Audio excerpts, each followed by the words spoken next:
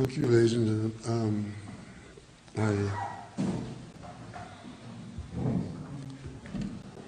Thank you, members of the media, for coming.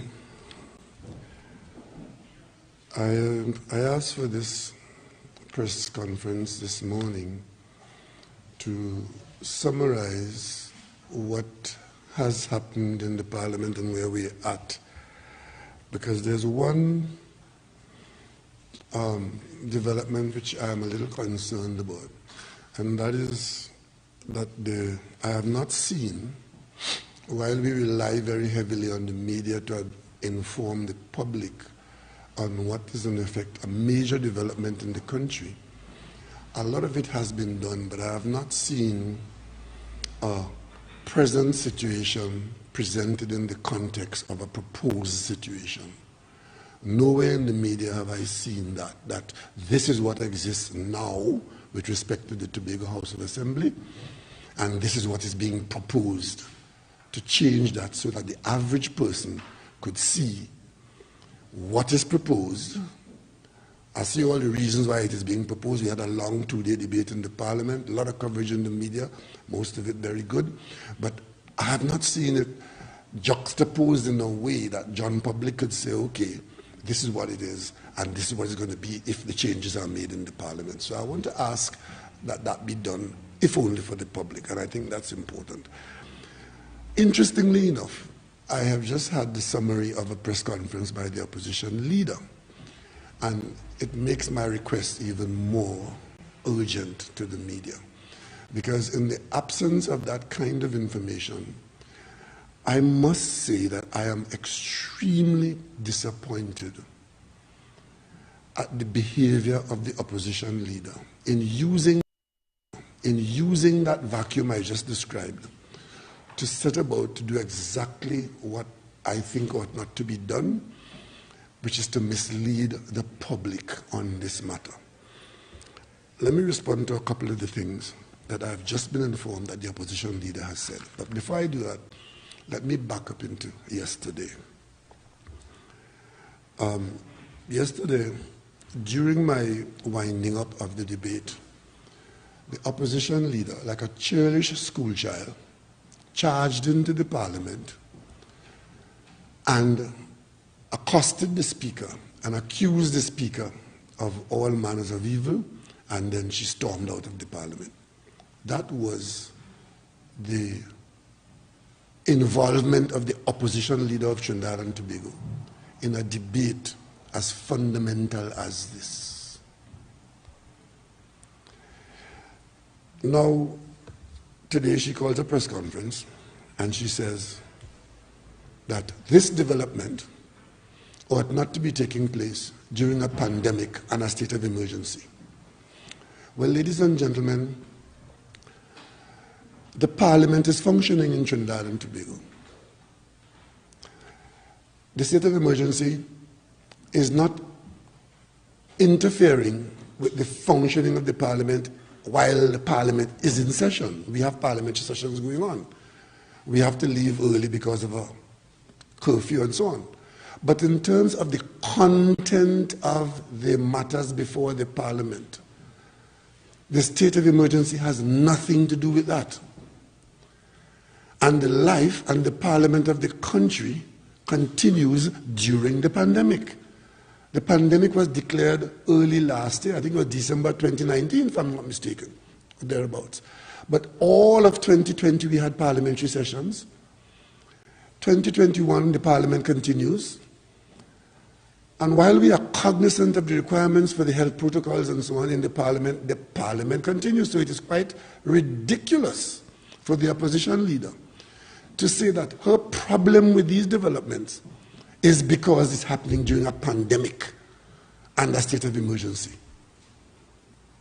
But I'm not surprised, because before August of 2020, she was up and down the country calling for the election. Call the election now, call the election now, call the election. The election was called, the election was held, and after that, she started accusing the government, accusing me of holding an election during a pandemic. But I tell you, had the election not been called, she would have had a lot to say about the government and the Prime Minister wanting to hold on to power and being afraid of the electorate. Because that's what's happening now. Yesterday, when I was called upon to enter the debate, it was only because the Speaker had looked for possibly another opposition speaker. I saw the Speaker look on the opposition side, and I expected somebody to rise from that side. Because the arrangements in the House are that I think you have 7 on their side and 8 on our side at any one time. That is our response to the protocols in the House. It is not the fault of the government or the Speaker if in organizing their business in their leaderless way, at that time when the Speaker looks to the opposition for a Speaker, that nobody was there who was in a position to rise. Or there was no one there who indicated an interest to speak. Who was there, as far as I'm aware, had already spoken. Or if they choose not to speak. But the bottom line is, the Speaker did look to get a speaker on their side and nobody rose. It is the normal scheme of parliamentary business that the Speaker will then look to the other side. And looking to the other side, on our side, the Speaker saw me indicating that I would speak. And I was scheduled to wind up the debate. And if there was nobody else, because we had no more speakers as far as we were concerned, and the opposition presented nobody else, so you would have seen in 2 press conferences yesterday evening and this morning, the opposition leader could not say that the Speaker prevented Mr. X or Mr. Y from speaking, who wanted to speak, or the Speaker curtailed somebody's speech, or the Speaker excluded somebody on their side, because it didn't happen. The calling of the press conference yesterday and the storming out of the Parliament was because my time was extended, not that I was unauthorized to be on the floor, that it was extended. And how does one extend any speaker's time? You put a motion to the House. A motion to the House is put. We don't need the permission of the opposition to put a motion to the House. The leader of government business thought it was important enough for me as Prime Minister to say some more to the country on this matter, and asked the House by way of a motion. The motion was put to the floor. It was voted upon. And surprise, surprise, the government majority carried the motion. That is how Parliament functions. So I don't know what is the complaint of the opposition leader, except that her own disgraceful and delinquent conduct was now stark, because the motion to the House allowed me to continue. But the bottom line was, here was this debate concluding, this far-reaching debate, and the opposition leader didn't even spend, how much time she spent in the House? A minute to curse the Speaker. And the day before, she passed through to say, here I am, and left. And that was her way of dealing with this very important matter. That is not my business. That is the UNC business and the country's business. But I said the Parliament functioned properly. We indicated what we were going to do. We indicated 2 days of debate. And we did have 2 days of debate. I can't hold myself responsible for the content of what is put into debate other than my members and myself. We are not going to speak for the content of the opposition. Well, we had 2 days of them saying over and over and over and over about the consultation, which eventually the Speaker intervened and indicated them about tedious repetition. But today now, Rowley hijacked the debate. I plead not guilty. I hijacked no debate. I had a team, I led a team on the government side, and a number of my members spoke in the debate. And at the end of the second day, when the Speaker looked on my side, and I was available to speak, I rose to speak. And I was allowed to speak, as is my right. So I hijacked no debate. And of course, It is being said today that I'm mortally afraid of a UNC person speaking after me. Really? To say what? To say what? What am I afraid of? Did I say anything yesterday which has been, or could be contradicted by any truthful statement coming from their side? So whether I had spoken first or last, I would have said what I said yesterday. And I stand by what I said yesterday. So it has nothing to do with what time I speak. It might be important to her about who speaks after her. But it doesn't matter to me when I speak. It is the content of what I have to say. And of course, call a press conference today to say, I boof Duke, Hochoy, Farley, and the opposition. I seem to recall the only time I spoke about Watson Duke yesterday was to repeat what Watson Duke said about the PDP's position on secession. The opposition leader taking issue with that. I spoke about Hochoy Charles in the context of him being the leader of a political party that gets under 10% of the votes in Tobago. And at the level of the House of Assembly, under 1%. The opposition leader called a press conference to take issue with that. I spoke about Farley. Farley wrote to me.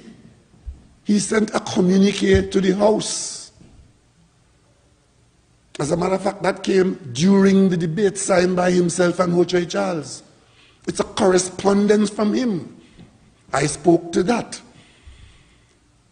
And of course, I spoke to the opposition about discharging its responsibility under their oath of office. So that basket of accusations, press conference style, by the opposition leader is irrelevant and immaterial. And of course, she explained her absence from the House, saying that it was part of the COVID restrictions. Ladies and gentlemen, the opposition leader could say what she wants. She was allowed to be in the House for the 2 days if she wished.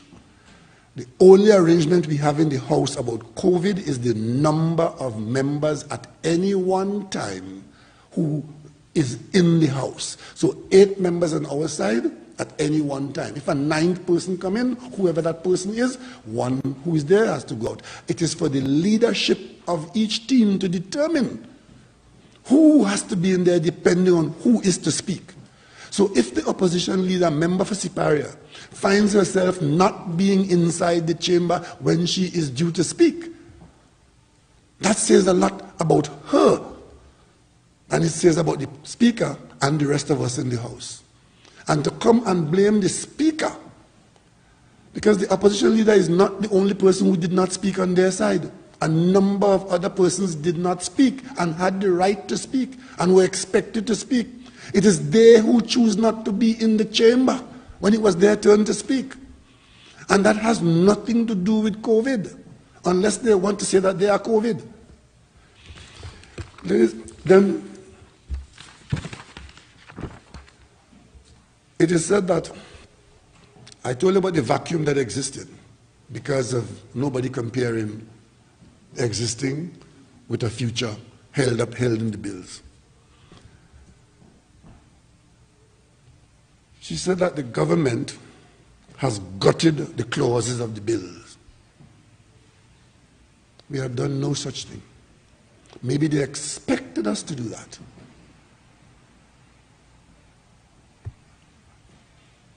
And that there are parts deleted that leave the people of Tobago with nothing. The opposition leader goes on to spread misinformation, saying that the brand new bill are all amendments from no consultation. That is not true. And of course, most importantly, that the island government bill was never laid in the parliament. I have my colleague here, the leader of government business and the Attorney General could answer to that. But if you were following the debate, you will have to ask, what madness is that? The bills, the draft bills that came from Tobago, I have heard it said that those bills were supposed to be passed into law as is. Now, what craziness is that? There were draft bills in the form of a proposal that came from Tobago to the cabinet. Those bills could have been amended at the cabinet. We had the authority so to do. We didn't do that. We brought it into the parliament. And those draft bills is what I brought to the parliament, and I made a statement in the parliament. And the parliament sent those draft bills to committee to deal with the issues contained therein. It is the Joint Select Committee report which has generated the 2 days of debate that we've had, because the draft bills were used as the basis for widespread consultation and were then reconfigured into something to capture what the consultations put into the process and presented to the parliament as bills to effect the change that is supposed to be made. Is that too difficult for the opposition leader to understand? So to come here today and talk about bill being gutted and Tobago being made a colony of Trinidad, the opposition leader is being outright irresponsible. And as I said yesterday, what her strategy is, and their strategy is to feed dissent in Tobago, to create division between Trinidad and Tobago by telling them something like that. Because the average person in Tobago is not a lawyer who will go and read these documents. The average person, whoever they are, would never be reading these documents. They rely on the leadership of the country, whether it is their MP, their prime minister, their opposition leader, whoever, persons who have the responsibility to read, understand, and be responsible in transmitting the content to the people. And today the opposition leader, once again, has set about to tell untruths, naked untruths, on a serious matter to a section of the country about a matter which is in the parliament which could be easily checked.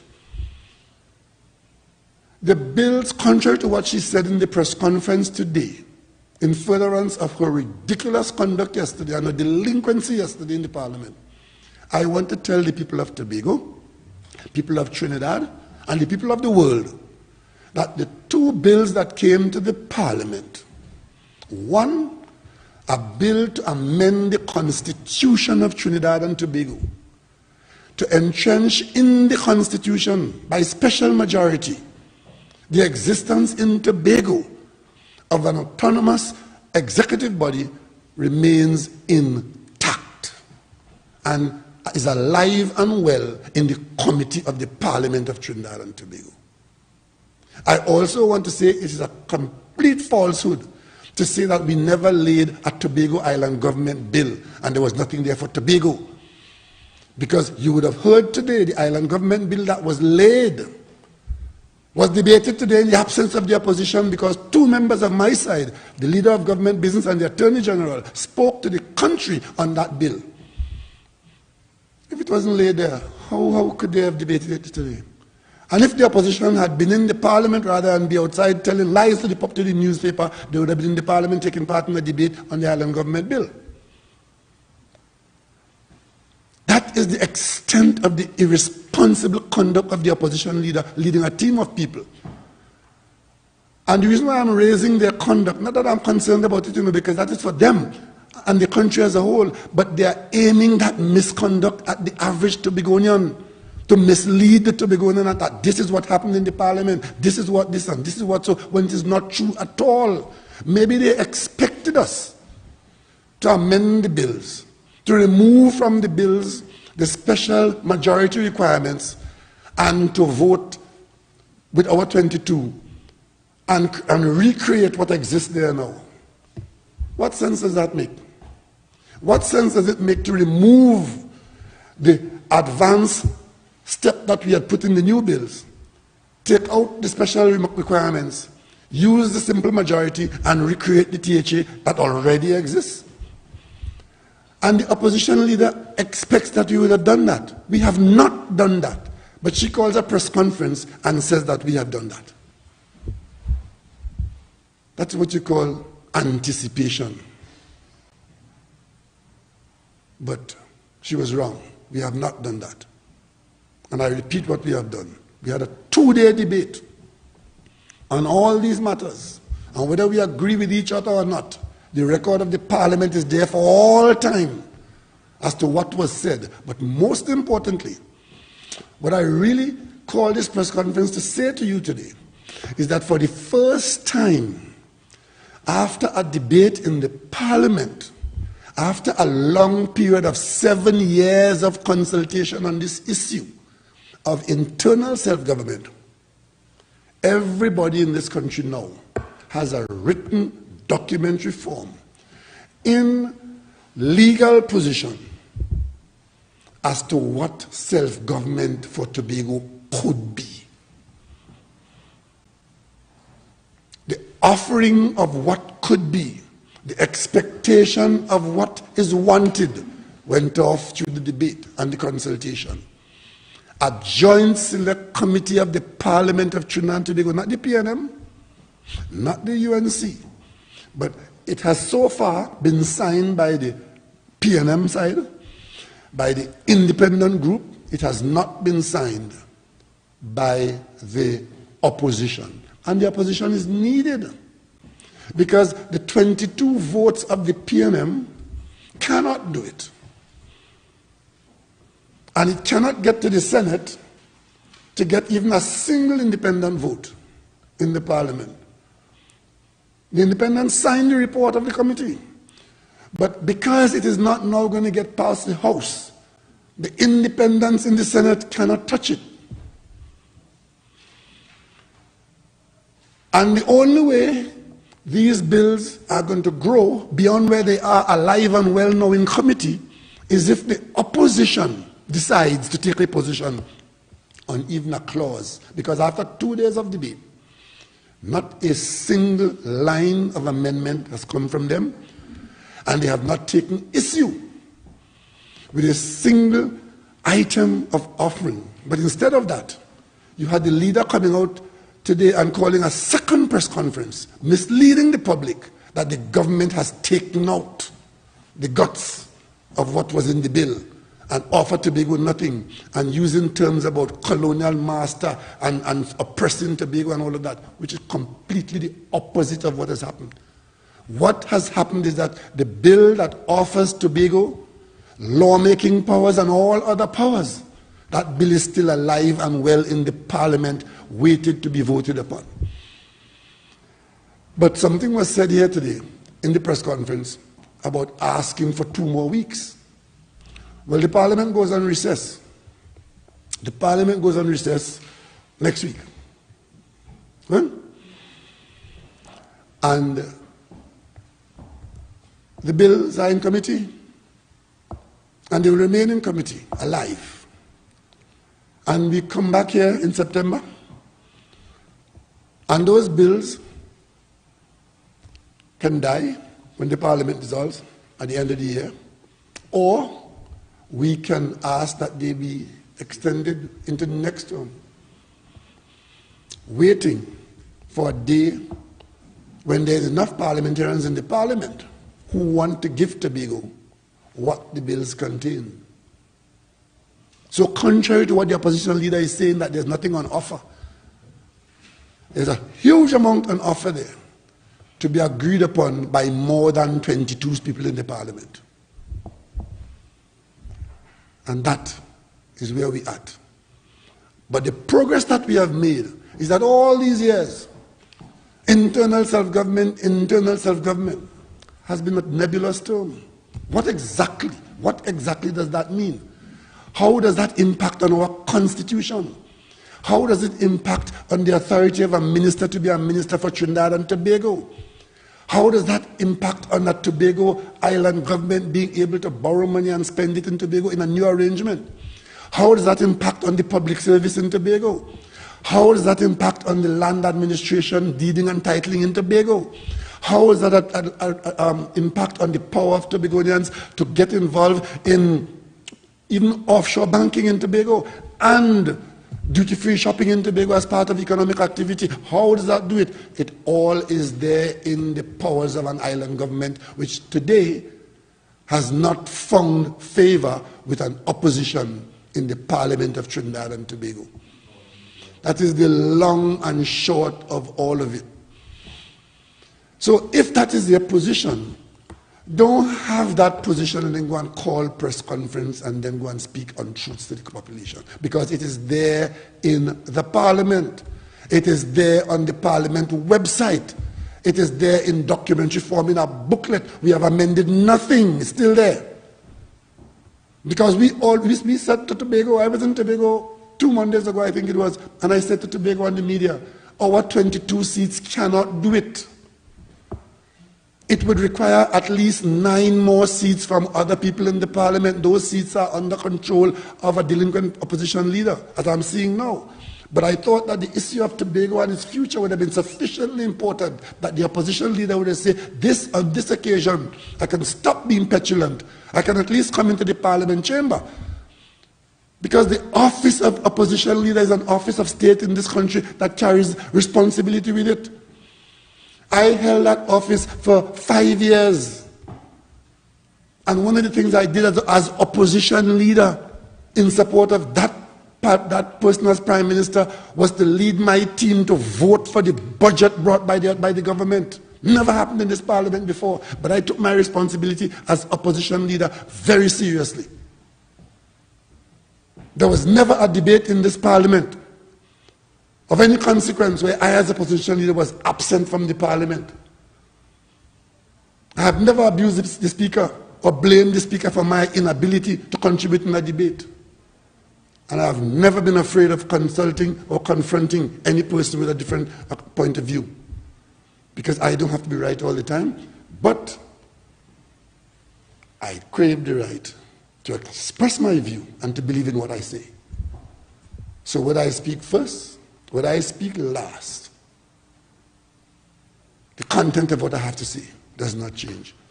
I would have expected that, having called a press conference to defend Duke and accusing me of buffing him, that what she was going to say this morning, that what I said about his manifesto is not true. That there isn't a statement of public position of the PDP and its expectation.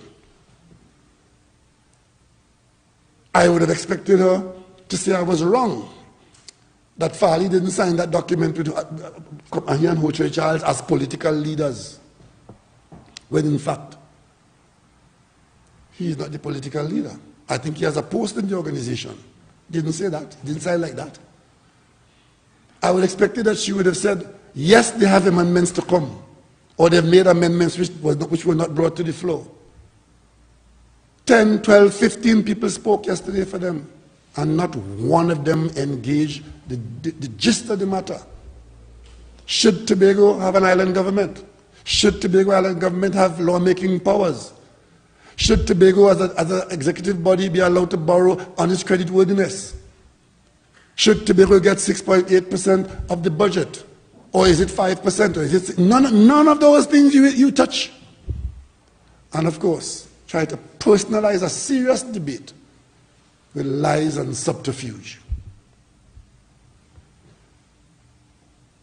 The debate was useful because Tobagonians now know what internal self-government means in real legal documentary terms, what is available or could be available if the required votes are had,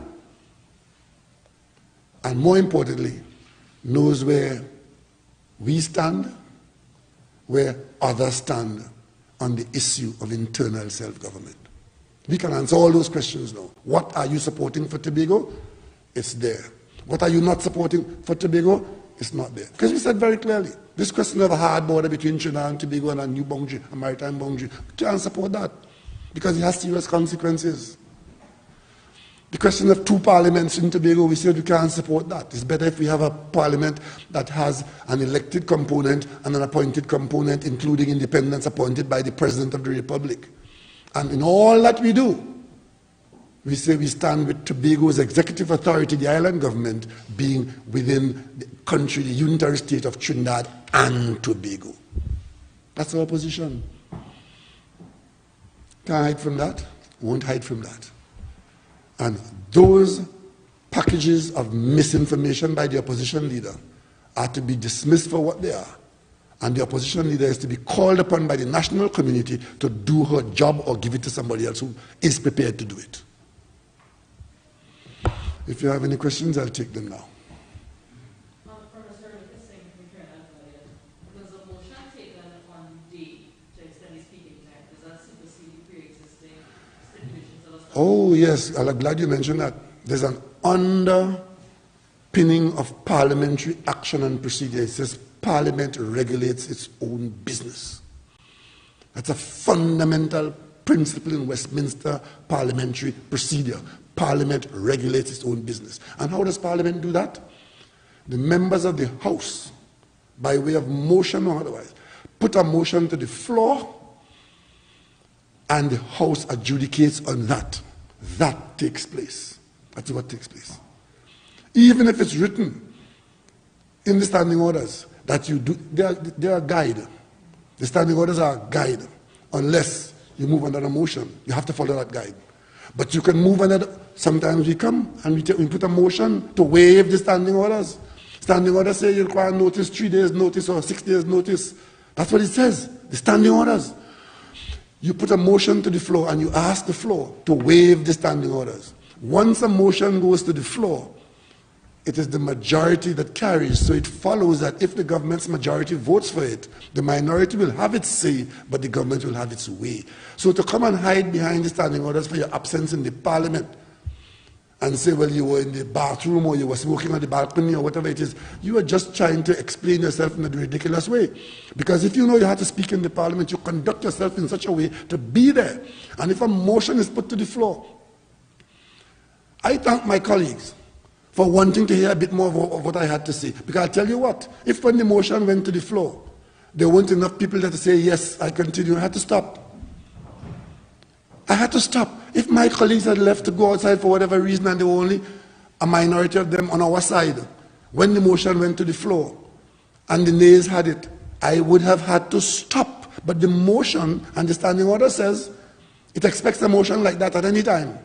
And when a motion like that is put to the House, it is put to the floor without debate. Was there a motion put to suspend the standing orders? No. A motion was, we have an arrangement for timing in the House. Before the debate started, right, the government indicated to the Speaker and to the House an adjustment in what we are accustomed to for the last few weeks, so as to allow a bit more time, because given the nature of the business, for example, the leader, the chairman of the committee, the Joint Select Committee, was required to present the report in its fullness.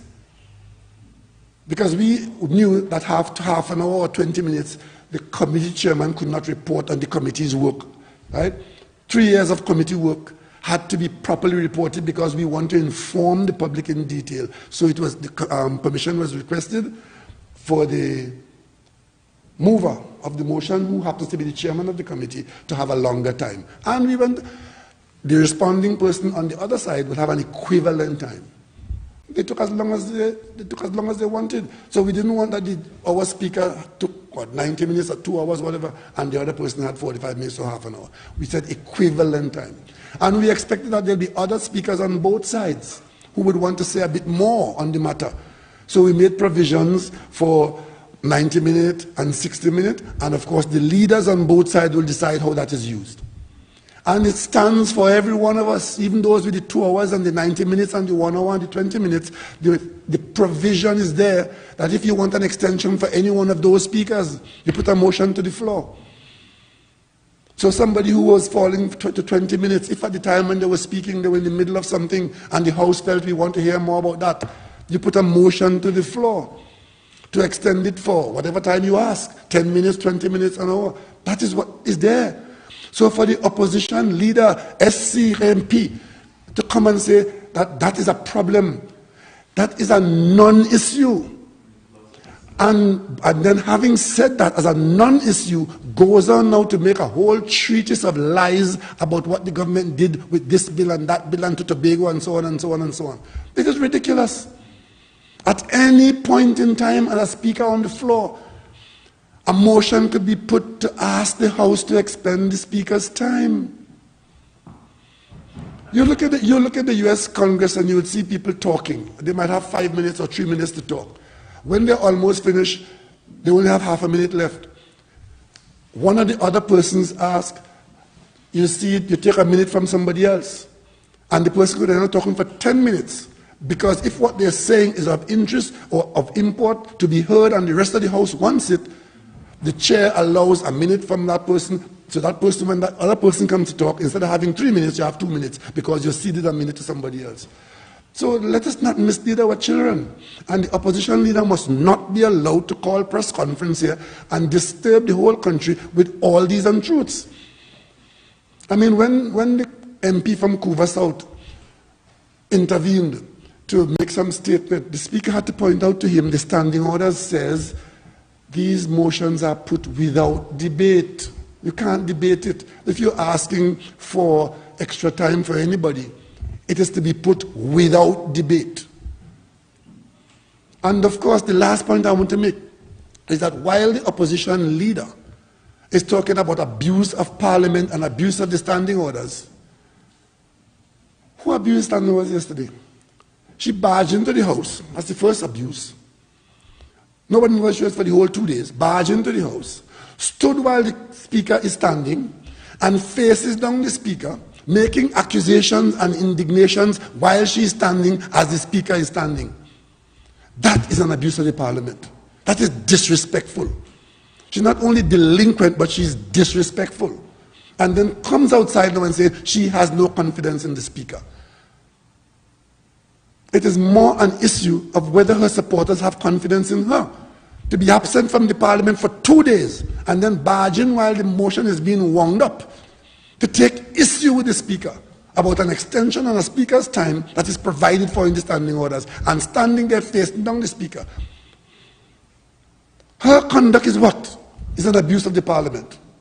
And her conduct outside talking to you, the media, and attempting to mislead Tobagonians and Trinidadians about what is in or not in the bill, that is an abuse. Because she carries behind her name SC, MP, and she is not telling the truth to the population. And I ask you in the media, there's a lot of information to be transmitted to the public now in what the new bills contain. Just juxtapose it against what the existing situation is so that the population could see that there's a difference between what is and what might have been or what could be.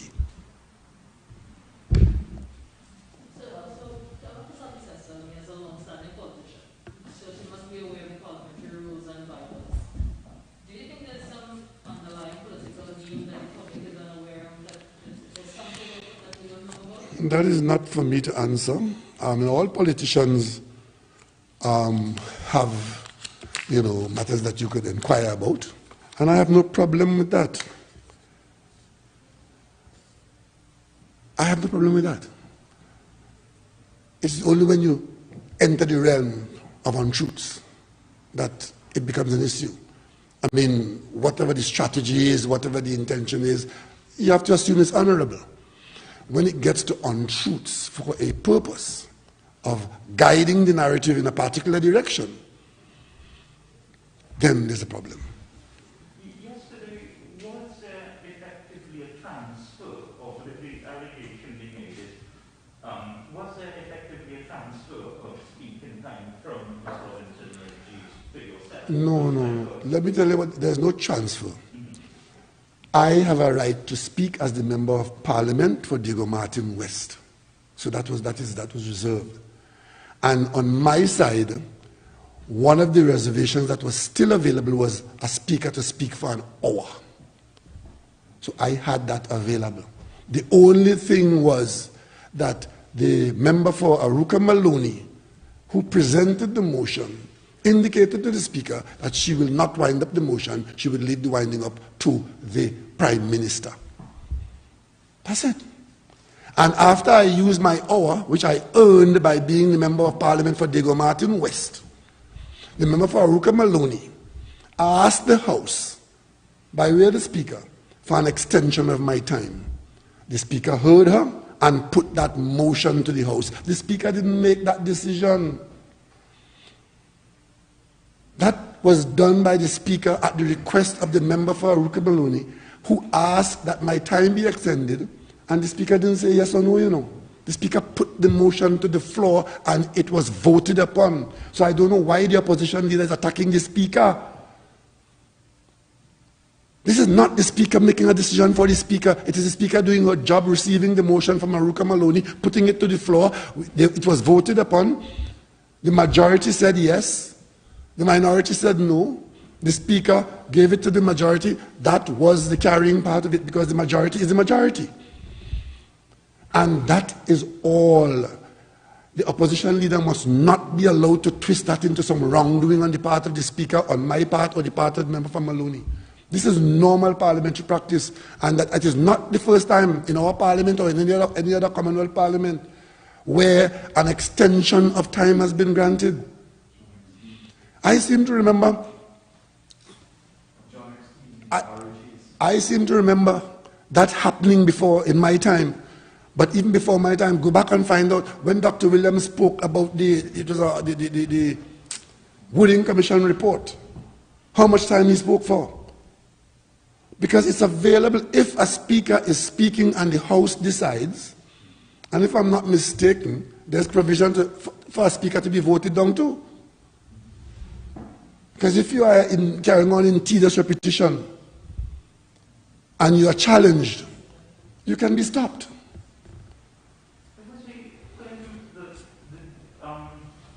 It's only when a bill is critical of a government that the government can now switch around its speakers to defend. No, there's a provision that says that if a motion is critical of the government and a motion is moved and the proceedings of the motion is critical of the government, a minister could always speak after the mover of the motion. So once there's criticism of the government in the motion, a minister of government, so in other words, the way the standing orders exist, the government is given the last word to clarify. So any motion that is critical of the government, a minister of government can speak after the move of the motion as the last speaker on the motion.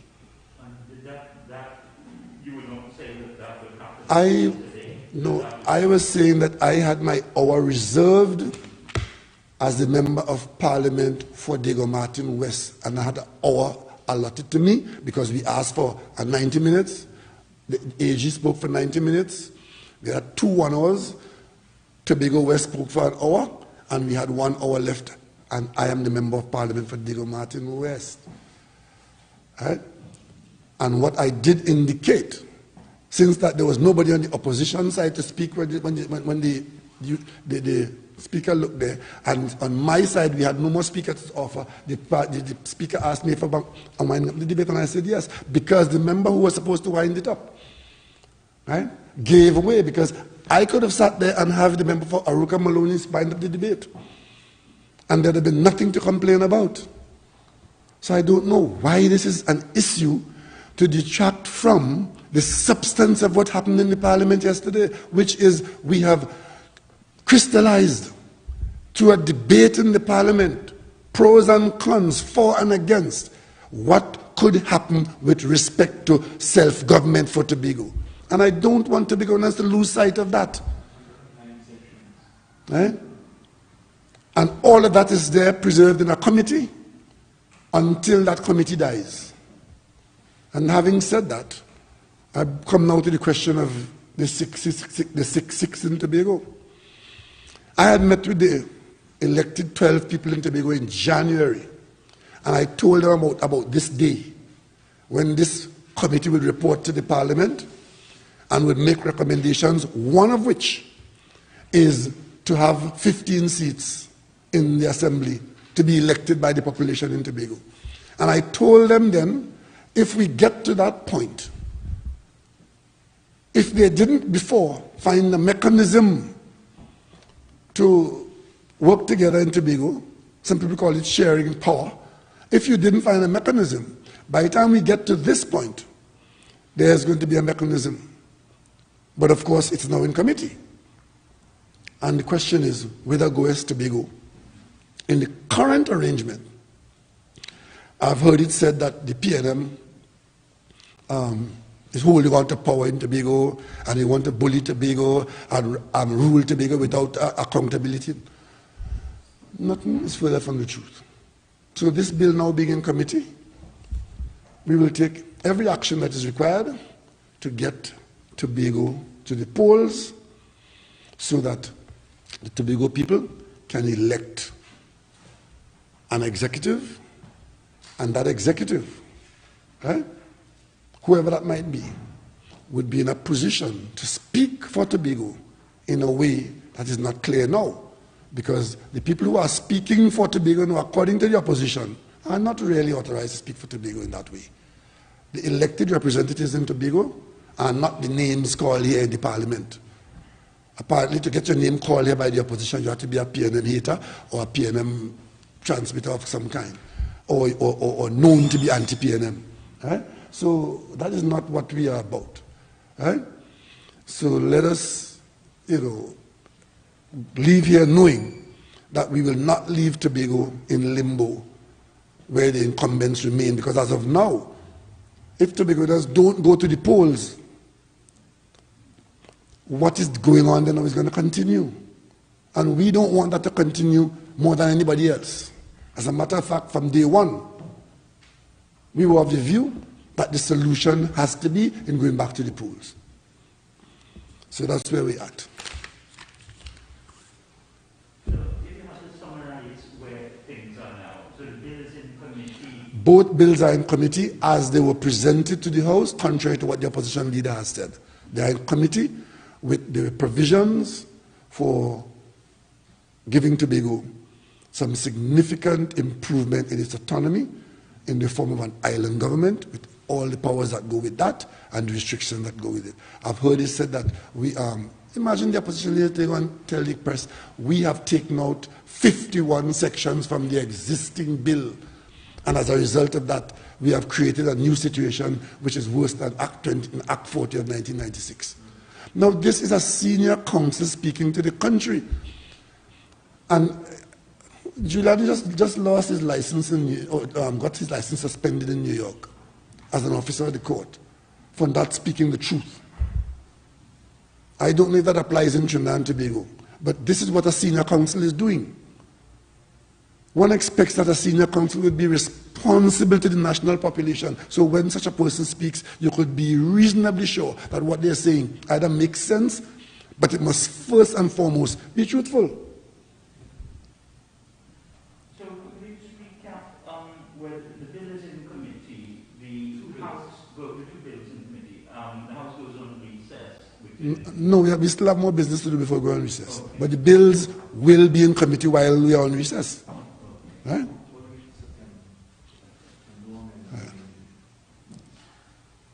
We discussed in the debate, there were suggestions for amendments coming from two people from Tobago. I pointed out much of what they said should be in the bill are already in the bill. Right? One or two other things we said we might or might not agree to, and if you have to agree to them, you have to make further amendments. But they were not things that we could automatically say we agree with. But most of what was said there were already in the bill, because I made it clear that it appears as though many of these people did not read the bill and they spent weeks and months criticizing something that they were not familiar with. And I also made it clear that members of the opposition were being untruthful when they say that Parliament did not give them these details before we come to the Parliament last Monday last. So it has been a full debate. And after the debate, this is where we are at. The bills remain. And that's a good point, a committee of the whole, because the Joint Select Committee is a parliament working group put there by the parliament to work for the parliament. Some members of the parliament do that work. When the report comes, you go to a committee of the whole parliament. That's where the bills are right now. The fact that some people have walked out doesn't give them the right to say what the bills are untruthfully. Thank you very much, and I look forward to your exercise in informing the public of the existing situation and the details of what the provisions of the bill are. This is not only about Tobago. The people of Trinidad also need to know that, because they have a position too on this matter. Right? So I look forward to reading your scripts. Thank you very much.